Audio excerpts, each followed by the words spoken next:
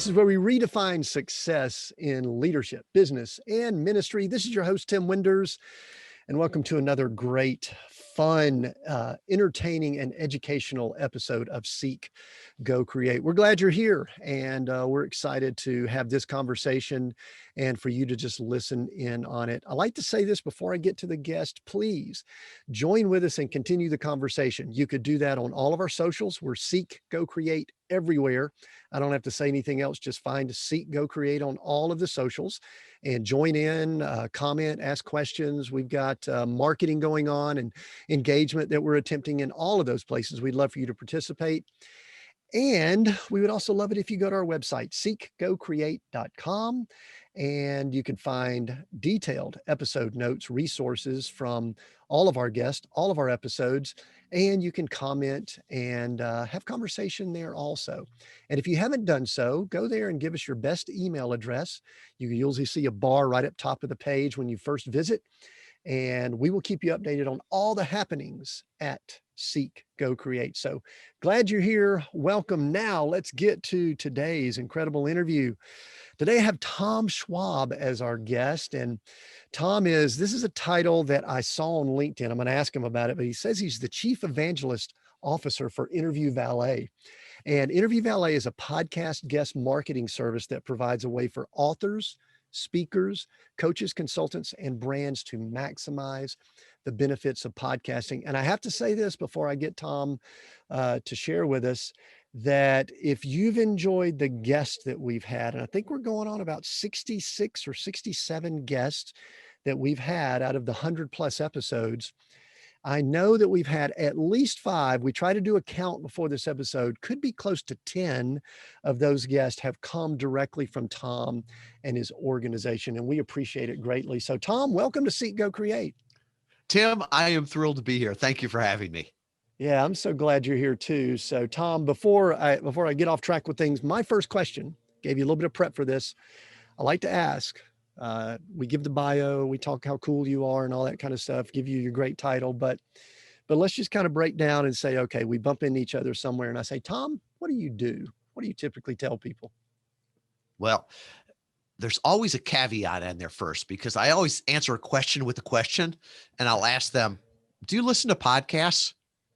And if they say yes, then I can go into it. If not, I got to explain to a podcast what a podcast is. But we help. Well, we have people listen to podcasts. So let's assume that these are podcast listeners. How about that? I was going to say, if you're listening to this, you know what a podcast is. Yeah. So what I tell them we do is, I believe that people's biggest problem is obscurity, right? There's thousands, millions of people you could help right now. The problem is they don't know you exist. And this idea of breaking through the noise, let's admit it, we're all just adding to the noise. I think it's better to get in on the conversation, to get heard. And we help people do that on targeted podcast interviews. We help authors, coaches, speakers, consultants, brands talk to their ideal audience through targeted podcast interviews. You know, I believe we're all one conversation away, and that's what we help set up. Yeah, I love that. And I want to go into, I really want to go deep into all your knowledge and wisdom you have in the industry, but I want to kind of dig in on that word you mentioned, which is obscurity, first of all, because probably like you, I mean, as a coach, I really believe that, I don't want to say everyone, maybe almost everyone has a message to share. I actually believe everyone does, but not everyone wants to. But I guess just in general, before we dig down into specific podcasts, how do people cut through all the noise? Because we are in such a culture where there is so much going on. I mean, social media, I'm right now on video, I'm pointing to my phone, I've got cameras, I've got all of this here. How do people cut through all of that to get the message out? And I guess maybe talk broad, and then we're going to narrow down and talk podcasting later. Yeah. And I look at, strategy never changes, right? Strategy is more eternal. The tactics change, right? With technology and everything. And, I think the strategy that worked for my grandfather is going to work for my grandkids. So how did my grandfather cut through the noise in his time? Well, he got introduced by people that already knew his ideal customers. And that could be he got introduced on the golf course, at the Lions Club, at church, whatever that was. But he didn't just try yelling louder than everybody else so you'd hear about Cunningham Service Station. No, he got introduced. And I think it's the same way today. We're being told by the people that are selling us megaphones to just yell louder, yell louder. And all that's happening is we're adding to the noise, and people are turning us, are not listening. So I think to break through the noise, why don't you just get in on what people are already listening to? So instead of trying to be louder, just be where they're listening. So that could be if if all of your customers are part of a local organization, well, get invited to speak at that local organization. Be part of that. If there's a conference they all go to, figure out how you can get up on that stage. But for me, I'm in Kalamazoo, Michigan, right? There's not a lot of my customers that are right around here. For me, the easiest way is to get on digital stages and to get heard there. So to get introduced to by someone that is, an authority that can speak for you, that can introduce you, and then come there and add value to them. So I think it's really that idea of being where people are listening as opposed to just yelling and hoping they listen. One of the things that you brought up that I've noticed in my world, and I see it all over, and that is the thing you mentioned at the beginning, which is knowing your ideal customer. And I guess from your standpoint, I just want to ask, do you see that most people, I don't know if that's a fair question or not, but percentage or whatever, they know who that ideal customer is? Are they guessing? Do they hope? Do they want to spread their nets to the entire world? Because I'll tell you that it's real interesting. I can help other people as a coach identify their ideal customer. I sometimes struggle with myself. So, what are your thoughts on that as far as the ideal customer that is so important because you can't go to where they are if you don't know who they are? And I think we all want to help people, and we want to help as many people as possible. And I think in that altruistic view to help everyone, we start to delude ourselves and we want to help everybody. Well, not everybody is ideal for you. And I really think that the market will tell us, I love the market. It will tell us what they love and what they loathe. And so you've got to double down on one and stop on the other. So not everyone is going to resonate with you, and that's fine. It doesn't mean you're a bad person or they're a bad person. It's just there's someone else that could better serve them. So I think it's important to listen to say, who are my best customers? Who have I brought the most value to? Who have I enjoyed working with? What is common about them? And how can I find more of those people? And just going out there. And I think it's this idea that I'm going to go through a 2-hour exercise and figure this out is laughable. We're always Yeah. figuring it out and refining that. I always say the best piece of fiction that I've ever read or written was my business plan. Everything was perfect. All the graphs went up to the right, and the ideal buyer persona was right in there. Um, and the truth is that as I go on, more and more I learn that these are the people. These are my type of people. Yeah, it's interesting. I was thinking as you were just talking about that, I'm in a few masterminds with other podcasters and there's someone in there, she's the quietest, nicest person, and she has the ideal customer or the listener avatar. She has a podcast for quilters, and she owns that space. She just does so well with it. And every time I speak to her, I'm so envious because I'm going, she has such a connection with her listeners because she talks quilting. She brings people on that are quilters, and that's the world she operates in. And I just always think to myself, wow, that would be so awesome to have it so narrowed down and niche. So anyway, very cool. We may come back to that, but before we do, I'm going to pivot a little bit. You mentioned Michigan, Kalamazoo. I like to kind of ask, especially with Michigan folks, are you from there? Been there long? I am not. I grew up in the suburbs of Chicago, was blessed to graduate from the U.S. Naval Academy, was in the Navy. I took a job in 1992 in Kalamazoo, Michigan. And this is the truth. On a snowy February day, I said, I'll take the job, but I'm not dying here. Well, now almost 30 years later, I still don't want to die here, but it's home. Wow. Well, that's a long time. So, all right, people from Michigan, I like to ask this question. Favorite Michigan musician, who would it be? Oh, Tough man. question. Sorry about that. I didn't prep you here. No, I So would there's so many there. Stevie Wonder. I mean, for a blind person, for everything he's yeah. done. I know the hospital. I used to call on the hospital where he was blinded, and it was a tragic accident. But Madonna, I liked some of her old music. She's a little bit weird and stuff like that, but man, what she has done with that has been amazing there. Man, there's so many there. Let me give you a hint on one Those that are the I like. I like Bob Seger, man. Bob Seger's kind of my guy. But Bob that Bob's also dates me. It is. He's a great one from the east side there. We've even got now. I can't think of his name. There's a country star. I remember being in Mm. Nashville at a concert and seeing this young man, incredibly talented, and then found out he's from Battle Creek, Michigan. I'm like, I Ah, did not think that was the Nashville of Michigan, but yeah, it's a great state and a lot of talented people.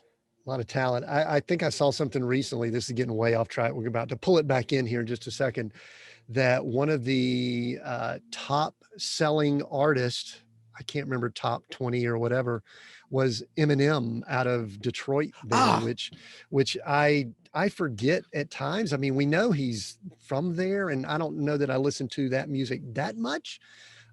There's a few songs that I'm going, that's a kind of a cool song. I like the beat, but anyway, a lot of music history there. So now I saw something, and I knew you and I were going to have fun with this. Did I read somewhere that you're a mechanical engineer? IR. You are. I are in I it. I I I, I are an industrial engineer. I I always claim that English is my second language. I'm not sure what my first language is, but I could draw you a free body diagram. And if you're not an engineer, that joke was not funny. It is, and here's my concern with some of my next questions, is that we could lose a large percentage of the audience when all of a sudden they find out they've got two engineers on a podcast talking. But let's hope they stick around, because I do want to ask some questions about just having that background as an engineer. And I know you got a Navy background and some other things, but what are a couple of positives that you still use today from engineering type training? I'll give you one right now. I had a professor that said, if you don't understand a problem, draw a picture. If you still don't understand it, draw a bigger picture. He said, sooner or later, you're going to be limited by the size of your paper, not the size of your intellect. And I've got whiteboards all around me. And when I'm trying to think through something, I start to draw pictures. And this is Hmm. what's coming in, and this is what's going out. This is how it happens.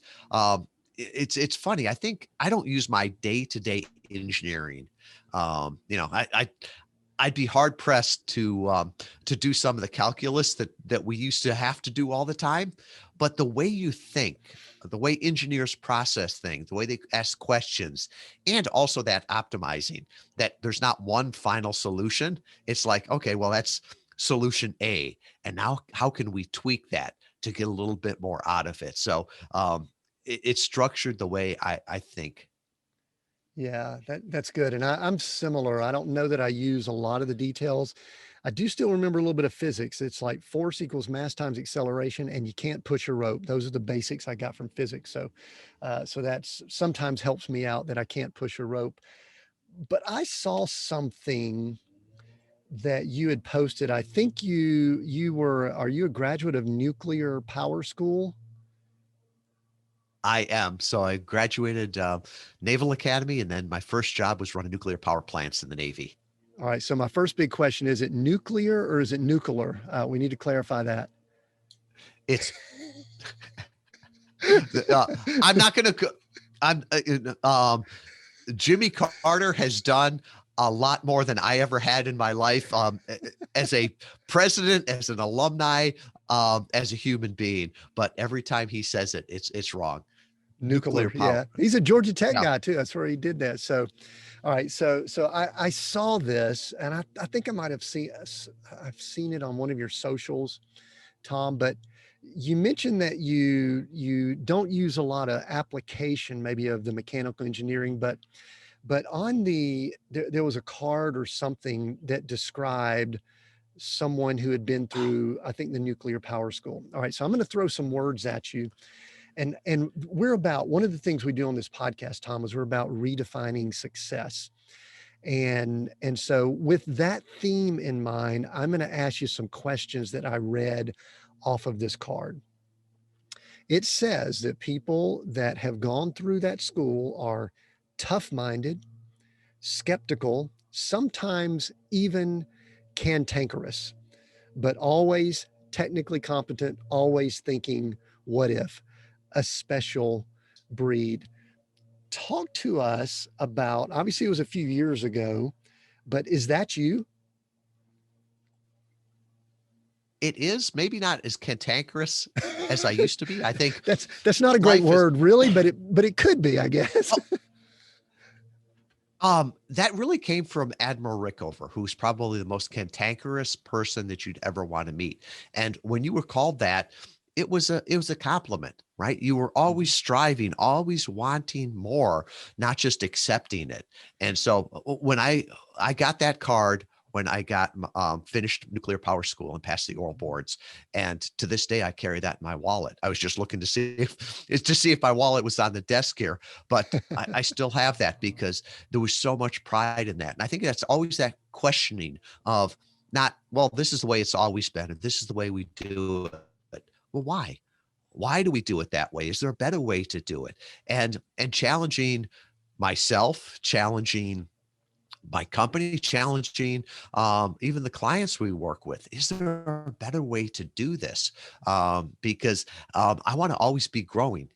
Going back to engineering there was the second law of thermodynamics that says entropy always increases. Okay, what this means is that if you think things are messed up today, just wait till tomorrow. That's what I heard from that, is that not just normal things just don't get in order. You've got to work at them. You've got to get them better. You're not going to get better as a person. Your family's not going to get better. Your business is not going to get better if you just let it go. You've got to work on it. And I think maybe some people would say I'm cantankerous as I do that. And if they did, I'd say, well, thank you. Well, I think cantankerous, yeah, that could come across as negative, but also I think there's a focus and there's an attention to detail. And I love the asking of questions. I resonated with that because maybe there's a little bit of me there. I kind of go about that process. I try to smile to kind of make up for when I'm pressing. And I've seen some interviews and seen some things you've done. I would not call you cantankerous, but I loved reading through that, Tom, for a couple reasons, because I think it's especially valuable to know that you carry that card around in your wallet, and you had posted it sometime back on social. But I think it's also part of us defining what success means to us, and that's a big thing that we do because some people would not look at some of those things and understand what they mean, but you just described, and I know what you're doing now with your business. We'll talk about that in just a moment. But I look at some of these root foundational characteristics that you've probably have had for years, and I go, ooh, I know why Tom is successful. I know why Tom has done well. It's some of these things. And some of those things we don't see in culture very much anymore, correct? Well, I would push back on that when you said, I know why Tom is successful. I, I Okay. I feel that I'm successful. I feel honored that you say that I'm successful, but I've heard other people say, why doesn't he just like slow down and enjoy things, right? Why doesn't he take the evening off? while everybody else is watching television and can tell you who the next person is on, I don't, whatever the new TV show is, right? I'm just like, that doesn't interest me. I want to keep learning, keep pushing. And people go, well, that's not the life I would want. And I'm like, great. God love you. You get the life you want. I get the life I want. We get to choose that. So I look at that as I've gotten the success that I want out of life. And success to me is the journey, not the end point. I'm not successful when I was successful back then. I'm successful now. But as I look if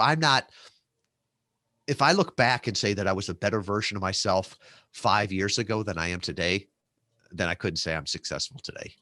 Yeah. All right. So that's good. That opens the door wide for me to go down a path that I love to go down. And that is this. I look at experience that one has. Engineer, I always get excited when I have engineers to speak with. Someone who spent time in the military, in the Navy, and we appreciate your service and all that you did there. And then I think you went into medical sales, medical equipment, and now you're doing some really cool things in a sexy new world of podcasting. And the question that I love to ask is, during that journey, during those times that you've had to maybe adjust or you've learned things, can you give myself and our audience a time or two that you've, I don't know, I don't even like to use the word failure, but you've had to redefine what success means to you. You've had to go, wait, I'm putting words out here, but it's not the 3 cars in the garage with the house and all that. I've shared very openly on the podcast about how we've had $1 million companies and then we were homeless and things like that. But can you give a couple of examples where Tom has had to look in the mirror and say, I need to adjust, I need to pivot, or I need to rethink the way I think success. Can you share with us? I definitely can. And that is soul crushing at times, because you've got to define what success is for you. And I'll give you an example here is that I grew up in a middle class family in the Chicago suburbs, find a job, be good with it, retire from there. And so by the grace of God and a technical error, I got into the U.S. Naval Academy, and I went on and had a career there, and I hit the 5-year point, and my commitment was up after the Naval Academy. And I said, I want to get out of the service. And I remember my dad telling me, saying, what do you mean? You've got this great, successful career. All you've got to do is put in another 15 years. You get this retirement, all the rest of this. And I said, no, Dad, you don't understand. This is not my dream. It's taken the toll on the family. And I remember my dad telling me, you're a fool to walk away from this. And that hurt. So then I went to work for corporate America, and I was very successful there. And in 18 months, I went from being an engineer to a operations manager for one of the small units to the distribution manager. And you know what, Tim? I was miserable, because if you didn't sit a pew in front of me or a pew behind me, work in the same building I did, or live on my block, I probably didn't know you. I felt like I was on the ship again. And I saw all these people out there selling and thought, wow, this is great to be in surgery with the doctors. And I had the opportunity to see that. And I'm like, that's what I want to do. And so I remember telling my dad that, hey, I'm going to take this straight commission job um, and sell medical devices. And remember, this is 18 months before I had told him I'm getting out of the Navy. And he told me, he said, you can't do this, right? You've got to be an adult. You've got to be responsible. You've got to have, you've got a family and a mortgage now. You just can't keep doing this. And, when I got out of the Navy, he called me a fool. When I took a straight commission job, he called me a dang fool, or words to that effect. And I'm like, Dad, this is what I have to do. And I know that he wanted the best for me. He wanted me to be successful and happy and secure, just like he saw. But I knew that that would kill me. And, luckily, he died uh, way, way too young, but he lived long enough to see me have the success that I wanted. And, he told me, you were right. I was wrong. You followed your own way and were happier for it. So that was really tough to go against everything that I was brought up with, that whole idea of what success is, and go for my success, knowing that happiness would be there. And thanks for asking that question. That brought up some great memories. Yeah, it's interesting because I think there's some I don't want to say deep rooted things with the story you just told, but for a few times you mentioned that success or maybe the friction related to what you were trying to do and what you had maybe been taught or raised to do revolved around your parent. And I have had similar, my guess is a lot of our listeners have had similar, that success is somewhat defined by our culture, the way we grew up, where we went to school, whatever, those things. And none of those are bad per se, but the question that we all have to ask is the question that you pressed on. And I really struggle. I try not to blame parents. My father's still alive. He's got cognitive issues right now. In fact, as we're recording, he actually just fell and broke a few ribs, but he questioned a lot of things I did too. I was working corporate for a little while, and they thought, okay, if you just stay here for 30 plus years, you will be set. And I was miserable. The second day I arrived, I was trying to figure out a way to get out of it. and I worked there for 9 years. But I think that friction there, and listen, God bless them, because they just want us to, they want us to pay our bills. They want us to keep a roof over our head. They want us to take care of our family. And they probably don't want us coming to them to ask for money. That's probably also a route to it. Don't you think, Tom? Let's be upfront about it now, those of us that are parents. But here's my big question. And this is our segue into what I think we're really going to bring value to the listener. How many people that are out there right now that have a message to get out, they still hear those tapes or whatever in their head, Tom, and you probably have them coming to you a little bit to want to share. Maybe once they come to you, they are already through this, but how many people do you think are still wrestling with what does success mean? And can I step out and do something unique and different? You talk to a lot of people. Share what you see from that. Yeah, I think there's that imposter syndrome there, Mm, and the idea of other people are judging me.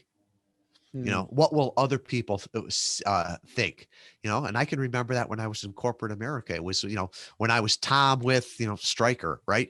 mm. My identity was that. Or when I was Lieutenant Schwab, there was that identity with that title. And the problem is that at the end of the day, nobody else is really cares about us, right? They're not judging us.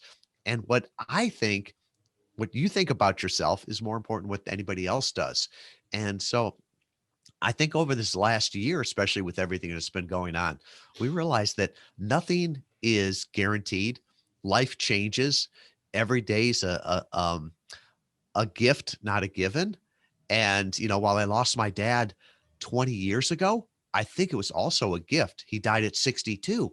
And in my mind, I looked at it and I said, man, I don't have that many more decades. I've got to do what makes me happy. So I would just ask somebody if they were struggling with that. I would say, when are you going to do it? Right? How much time do you have to do it? And then the other thing too is that there's a lot of problems in this world, but there is no better time to be alive, right? Yeah, What's the downside? Yeah. go ahead and go for it, right? Yeah, and go for it. It's like, what is the worst thing that is going to happen? And people say, well, what's your fallback? What's your fallback? My fallback is my creativity and my hard work, right? Why was I successful in my first sales job, straight commission sales job? Because I had to be, right?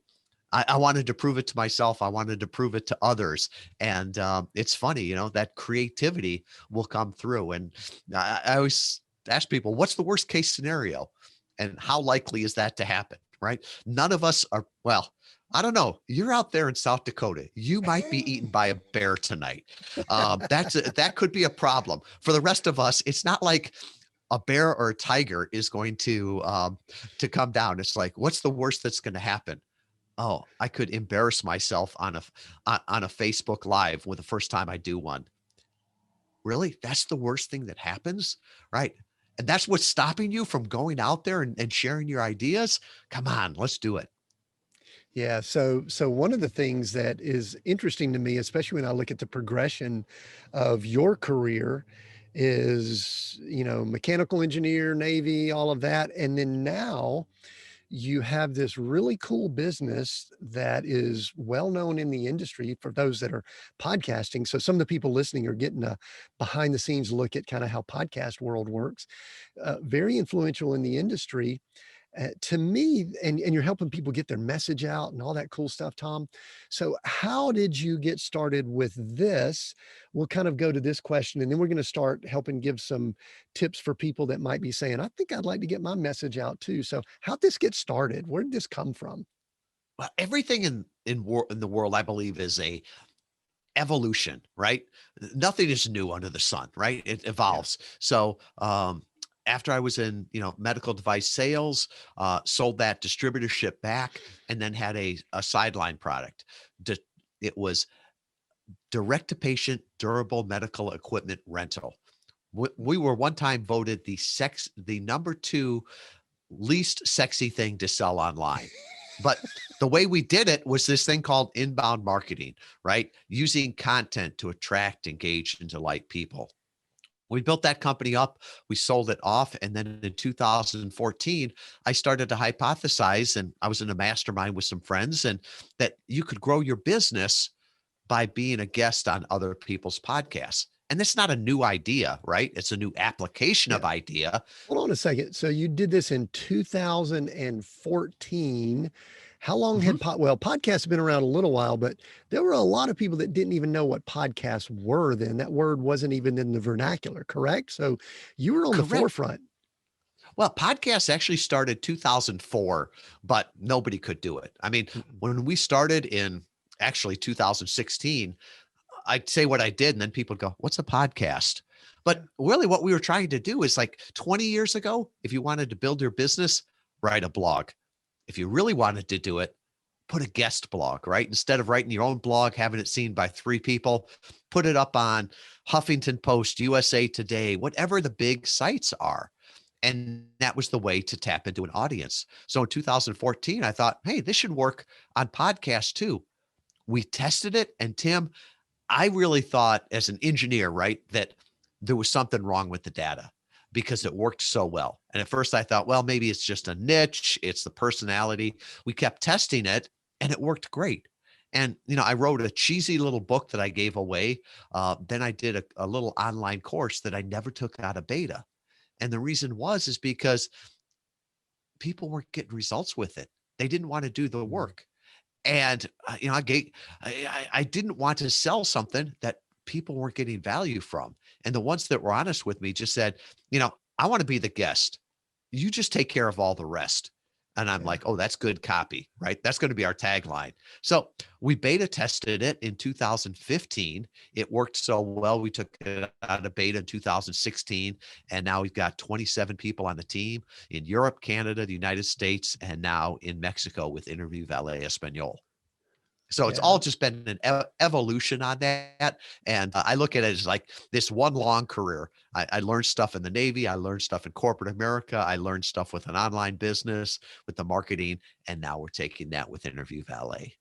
Yeah, that's good. I love that story. And I love that we're having this conversation again because there are a lot of people that are going, wow, okay, so here's a guy that's got a company, 27 people, been around 6+ years.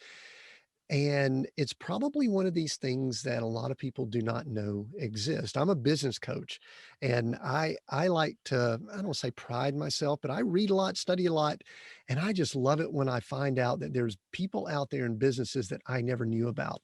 And up until recently, I didn't know this existed. So that's exciting. And I love all that you guys are doing. Let me ask a few high level questions over those last 6 years, and then we're going to drill down a little bit more.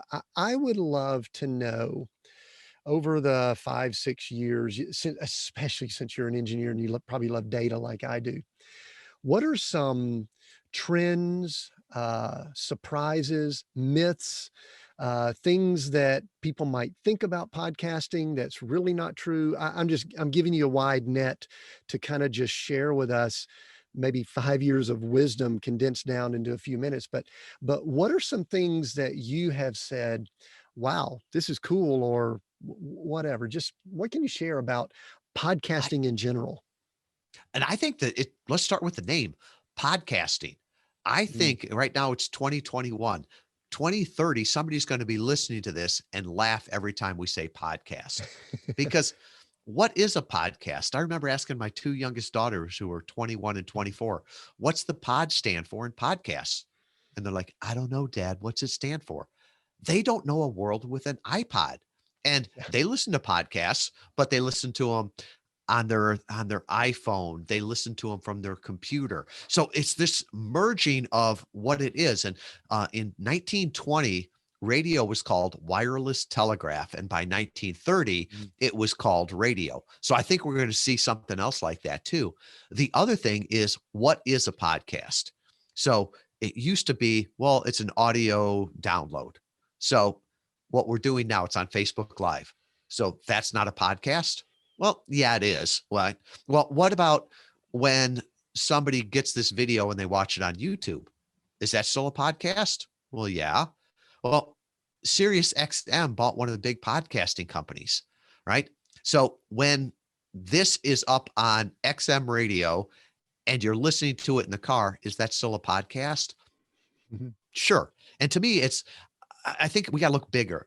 We live in such a time today that we can create easily in the format that's easiest for us and then repurpose it in the way that's easiest for other people.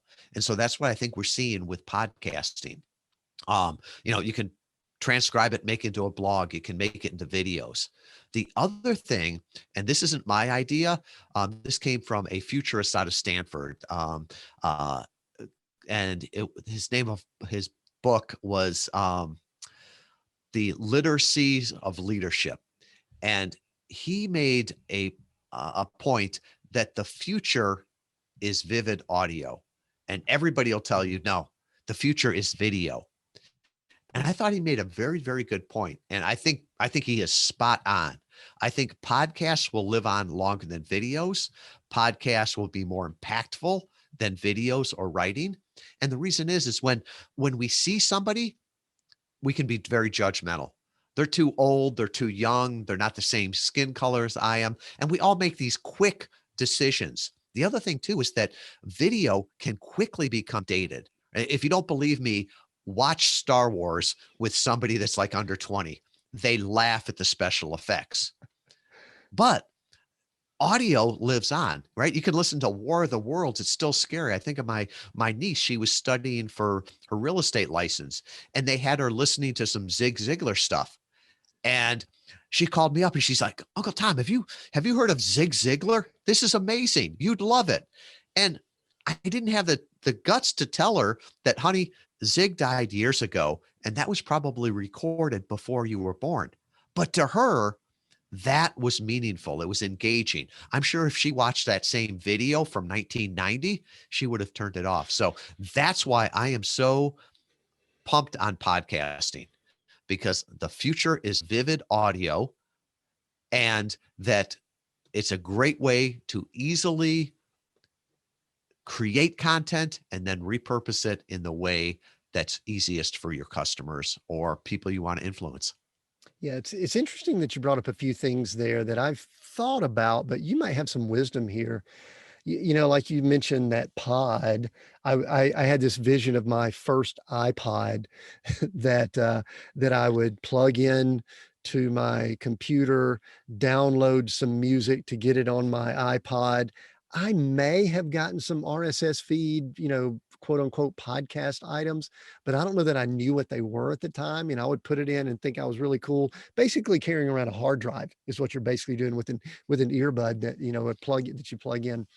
And of course that evolved to the phones and all that. And you mentioned this term vivid audio. And early on in that last answer, you mentioned that years from now, we'll probably laugh at the term podcasting. Do you see us finally getting a name for what this is? Is it vivid audio? Is it, I mean, what's a better name? I mean, maybe Tom, maybe you could come up with it right here on Seek Go Create this episode. What is the name for what we do as we move forward? Tim, I've been struggling with this question for a long time because if I knew that, I would be buying domains left and right. Right? Because whatever it's called Yeah. is going to be a powerful domain. And what people call it, I don't know if that's as important as the impact it has. Like I'll say television, and my wife laughs at me. She's like, "You're old. It's TV."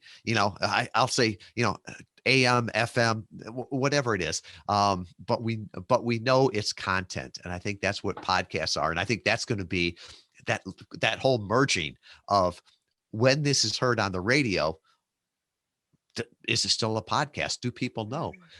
Yeah, I don't know the answer to that either. And even what you just mentioned, television to TV, I had someone correct me recently and say that TV is old school because what people are doing Yeah. now is they're consuming on these phones and other things. And there's a generation that's a little bit younger than we are that they don't have 47-inch, 57-inch, 80-inch TVs in their homes because they don't have homes yet. They're walking around with their phones and all of that. And within that phone, they also have the players for what we call podcasts now. They've got video, they've got Clubhouse, they've got apps, they've got all of these things. And I don't know, maybe it doesn't need an answer. Maybe we just have conversations and we share it all over the place and people listen in. So, well, I appreciate all of that. Do you see any negatives, any challenges for the industry coming up that we're going to need to overcome that we need to kind of watch for?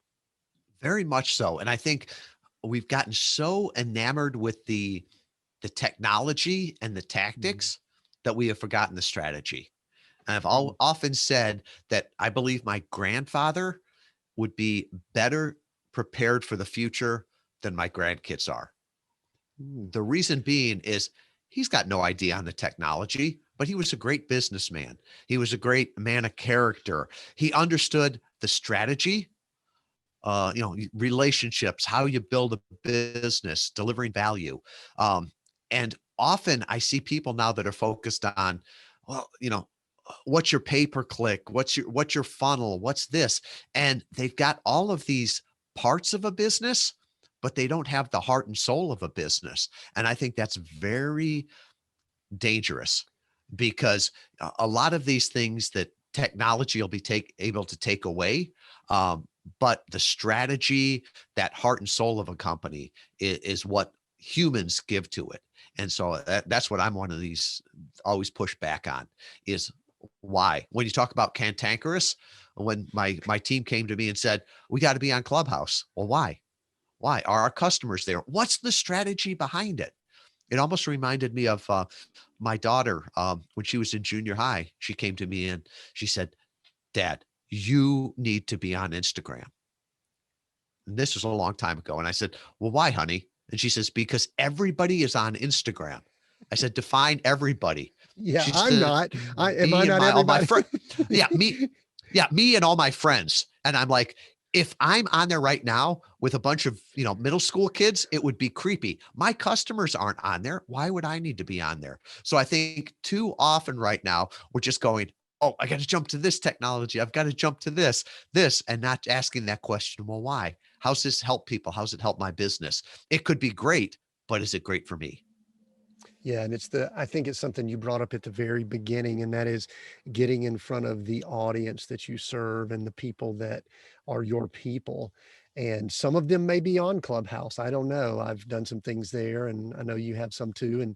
And I do kind of like to check things out, but I don't necessarily like to jump in totally immerse myself like I've seen some people do. But, and I do agree, we kind of have this bright, shiny object syndrome that can distract us from the basics and the foundations. I love you bringing up your grandfather. I thought about mine, and the thing that I thought about was what I learned from him was to the way he interacted with people. And that it like goes across all technologies, time frames and all. If someone was within range of him, he would say hello and he would smile. And in the small town he grew up in the middle of nowhere, Mississippi, he really felt as if he either knew or was related to everyone in that town. So he would take me to the local, it was called the old folks home. I'm not being derogatory. That's just what it Uh-huh. was called there. And it was attached to the hospital. And there was this one big long hall with the old folks home. Then you walked out one door, go to the next one, and then you walk down the long hall with the hospital. And about once a week, he would go over there and we would start on one end of the hall, and he'd walk down and he'd knock on the door. He goes, I think I know so-and-so. And we would just, and that's what I learned from him. And you know what, Tom, that carries on for generations. And in fact, we might need a little more of that now than we used to have, right? Yep. One of the things that my grandfather told me was relationships are the ultimate currency. Mm, And it's yeah. so true. It's the one thing that inflation can't take. And I would even say death can't take it, right? When that whole thing of you can't take it with you. Well, no, but relationships you can leave behind, right? Yeah. There was for decades, I got the pass or I got special treatment because I was Jim Cunningham's grandson. Long after he was gone with that, and I think too many people forget about that. And well, I've got this many people following me on TikTok or something. That's not the same thing as a relationship, right? So focus more on those long-term relationships, and those will, you know, and even now on podcasts and stuff like that, when people hear you, that builds a relationship. Yeah, it does. So let's talk about those relationships. And I know that that's one of the things that you guys facilitate. You facilitate the relationships to connect people with people that could help them get a message out. The first thing I do want to ask before we do that is let's just say someone's listening right now, Tom, and maybe just a tip or two for them if they think they either have a message to share, a book, or maybe they're in their consulting world. I know some people, I know that you really work with people a lot in the coaching consulting, but I've always even thought that some people in more of a smaller business mode could have some benefit to getting their message out a little bit more. So, talk to someone who right now, maybe they don't have anything to share, but they're thinking about it. Give them some encouragement or some tips. And then we're going to talk about the person that, hey, listen, I'd really like Tom to help me get my message out to people. So, talk to us about that first. Well, that first one that you talked about, where someone doesn't have something to share, unless you're in a coma, that's not you, right? Because That's we right. all have something to share. We are blessed to be a blessing. And I used to struggle with this term of expert. Well, why would I go on a podcast? I'm not special. I don't have expertise, anything like that. And a friend of mine who's a lawyer helped me with this. And he said, what is the legal definition of an expert? And it's someone who knows more than the average person based on their training, their background, their life experience, right? So if you're an expert witness in court, it doesn't mean you are the number one hands down person, right? No, there's only one of those in the world. But you've got expertise in this, and you're not an expert in everything, but there's certain areas. So if you are a parent, right? If you have successfully parented kids, you've got expertise in that, especially for somebody that's just starting out. Most of us are working in our business 60 hours a week, and we've been doing it for decades. Tell you what, you've got more expertise in your industry than the vast majority of people, right? The different life experiences we had, no one else is like me that they did a little bit uh, in the military and nuclear power. They're an engineer, and they brought all of that together into podcast interview marketing. And the one thing I would say is that the one thing that we're all experts in is our opinion, right? I am the Mm. world renowned, undisputed expert of my opinion.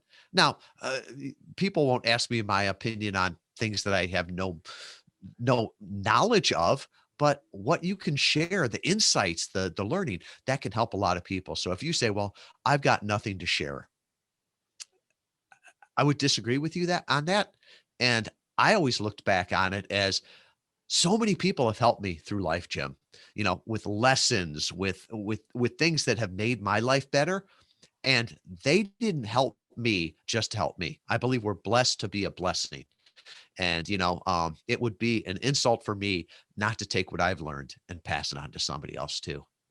Yeah, that's good. Which is kind of a term I like to use. We should spread our nets. If we've got something that we've been blessed with, I love that, blessed to be a blessing, then we're somewhat, I don't want to say obligated, but we need to share that because it encourages and uplifts other people. So let me shift just a little bit. And I know we've got some people that might be listening that are in this category.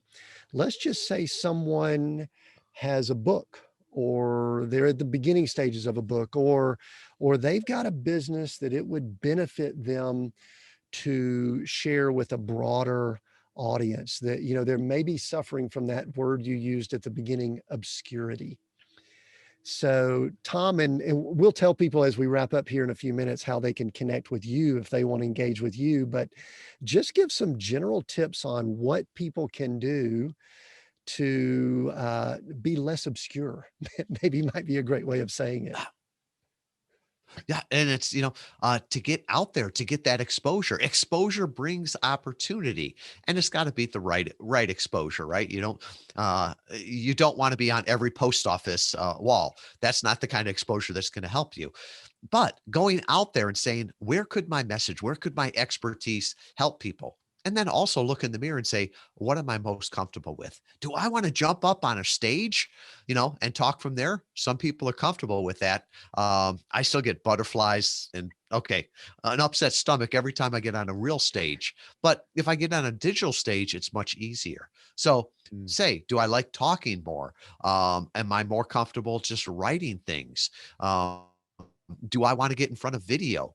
Look at different ways to put it out there. And then some people will say, well, should I be a host or a guest?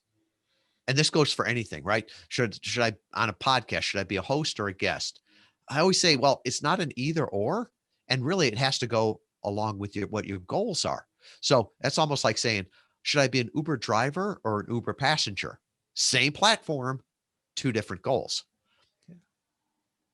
So with a podcast, if you've got a current audience that you want to nurture, if you want to nurture current leads, then being a podcast host is a great way to do it. But if you're trying to go out there and get new exposure, get new customers, get new leads, get new mentions on social media, then being a podcast guest is a great way to do that. It's easy, it's economical. And I always look at it as economical for me is also time, right? Jim, I can remember, the days before COVID where I would get on a plane and fly across the country, right? To go to speak to a few hundred people. And I love doing it, right? But all of a sudden you look at it and say, okay, there's the flight cost, the hotel cost. Even if they pick that up, I was away for my family for 3 days. And now, what we all learned in COVID is that you can sit at home and talk to thousands of people, tens of thousands throughout time. So, it's a powerful medium. And, even if you're in Kalamazoo, Michigan, you don't have an excuse anymore that, oh, I can't do this. Yeah, or if you're in an RV or something like that, right? There you go. You can do this. So, what are some big mistakes that you see people make? Let's just say someone says, "Oh, I'm going to get on a bunch of podcasts, and so let me just start doing this." What do people do wrong? What do you see them really? I don't want to say they like really mess up. Maybe they do, but what are some things that people do wrong? I'd say it was the same thing we see with other people where they start out without thinking it through and without a strategy, right? Mm. So I'm going to build a house. I have no plans, no idea. I got a hammer and let's just start going to it. It's not going to work out well. It's the same way with podcasting or being a host or a guest. So have a strategy with it. What are you trying to do? Who are you trying to talk to? What calls to action are you going to talk there? So you move from an active visitor to an engaged lead. And one of the biggest challenges we have right now is there's so many choices. So people say, I want to build my business like Tom on podcast interviews. And they'll go out and say, well, here's 2 million podcasts. Well, you don't have time to be on all 2 million. And they'll just pick at random, and it'll either hurt them or they'll get no good results with it. So the algorithm that we use is the one that I openly teach, looks at 4 things. First, look at the podcast. Is this podcast likely to have my ideal listeners? Right. So here we're talking about business. We're talking a little bit about faith. That's all, my ideal listeners or my ideal customers. There could be a great podcast right now, like you said, on quilting. I could go on that podcast. It would do me no good. Right. It would do the audience no good. So make sure the podcast has your ideal audience. The second thing to look at is the website, right? Are they going to be linking back to your website? Are people going to be able to find it there? That's important because it's like radio. If you just hear something and there's no place to go to it, nobody else will ever find it. So look at the podcast, look at the website. The next thing is reach. How many people are actually going to be hearing this? And I put hearing in air quotes because some of it could be downloads. Some of it could be Facebook Live. Some of it could be social media, all of those things. So look at that. The final thing, and this is probably what gets people in trouble, and we're judged by the company we keep. So make sure that the podcast you're on is consistent with your brand. And let me give you an example on this. There's a lot of podcasts out there. I call them Wayne's World podcasts. Remember Wayne's World, 2 guys in their mom's basement? I do. I've got songs going through my head. I wish you hadn't brought it up. Now That's right. They won't leave for the rest of the day. Well, with that, say you get invited to a Wayne's World podcast and you're a B2B consultant and hey, any exposure is good. Well, if you've noticed now, when you start Googling people's names, often the most recent podcast comes up there. So if you're like on the Wayne's World podcast or, the Stoner Brothers podcast, and somebody is looking to hire you, and they're ready to hire you for this, 4-figure, 5-figure consulting job. And all of a sudden they Google your name and there you pop up. I guarantee you that's not going to help your cause. So just make sure it's consistent with your brand. And, you can think through that, the podcast, the website, the social media reach, and consistency with your brand. Yeah, that's good. I love marrying that. And I'll ask you as we finish up here, maybe for some resources for people and how to connect. But I love bringing that together with what you said earlier, that your company really became a done for you. That's a term I use. You could teach people all this stuff, but truthfully, most people want all of these things. And there's a lot of steps. And I know you, as an engineer, you probably have all the detailed steps in place that most people would shortcut. And so I love the done for you aspect of it. And with that, one of my final questions, we're close to being done here, maybe a little bit over. I would like to ask if you could, for everyone, define the person. If they're listening and they're kind of feeling a little bit of a nudge, define the type person that you would work with, that you would say, wow, this is a good match for Interview Valet. Who would that be so that that person might know, ooh, I need to reach out. And then we'll tell them at the end here how they can connect with you. Perfect. Let me start with our mission. Our mission is to personally introduce inspiring thought leaders to millions of ideal people they could serve for the betterment of all. So Nice. Are you trying to make the world a better place? Are you trying to make a win for everybody? That's the kind of people we want to work with. People that are amplifying light in the world, not amplifying darkness. The second thing is, do you serve a national audience? Right? If you're just serving people in Kalamazoo, you've got a lawn care business in Kalamazoo, you may have a great business, but going on podcasts won't help you because you're reaching this national audience, but you can't help them. So that's something to look at. And then finally, is your business built on relationship sales? So give you an example, earbuds, right? The wired earbuds. I don't have to know company story behind that. To me, those are disposable. They go through the wash all the time. Whatever one's got the cheapest one, that's fine with me. But if I'm hiring somebody that's a coach, a mentor, a consultant, I want to know their heart. I want to know why their business is there, what makes them different. It's more of a long-term relationship sale. And I'm not going to get that off of a Facebook ad or a billboard. I've got to hear that person. So if that's the kind of person you are, and most of the time that could be a nonfiction author, it could be a coach, a consultant, a brand. We work with all of those, and if we could help you, love to talk with you. And we don't do sales calls here, right? We do discovery calls. We'll give you ideas on how you could use it. I'll give you a free copy of my book, show you how you can do it yourself. But most of our clients just look and say, yeah, I don't want to figure this out myself. Let me tap into your relationships. Let me tap into your network and your expertise. Yeah, and I do love the way you guys do business. Y'all are pros. From the seat that I sit in, and I see how y'all interact with my organization, it gives me joy. It makes me feel good. I like it. I know that we're gonna have some professionals come our way, and so I appreciate that greatly. And I know that's important for people because they want to be represented well, and so that's good. So I appreciate that, Tom.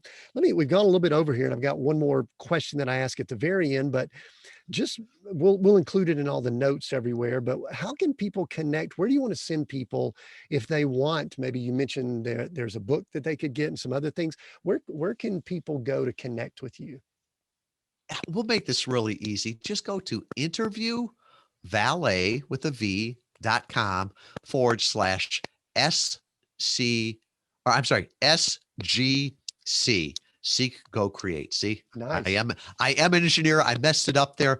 And you go there, and there's an assessment, 10 questions, see how podcast interview marketing work for you. Um, I'll put a free copy of my book, Podcast Guest Profits, How to Grow Your Business with the Targeted Interview Strategy. And I'll put my calendar on there too. So if you'd like to talk about how you could use this, how maybe we could help you, just go there to interviewvalet.com /SGC. Beautiful. Thanks. We'll make sure we include links also. And Tom, I love to talk to you for a long period of time on just so many things. We're already a few minutes over here. My final question, I gave you a little bit of prep for this. This is our question we ask everyone. Seek, go, create is our title. You got one of those words to choose over the other two. And why would you choose it? Seek, go, or create? It's got to be create. Some people are ready, aim, fire. I'm more like fire, fire, fire. We'll see where they land. And so for me, I'm a creator. I enjoy it. It gives me energy. I'm always, looking for new ideas, but to me, ideas are worthless without implementation. So I'm always on creating. I always say the biggest lie I have ever heard is written on my Naval Academy ring. It's knowledge is sea power.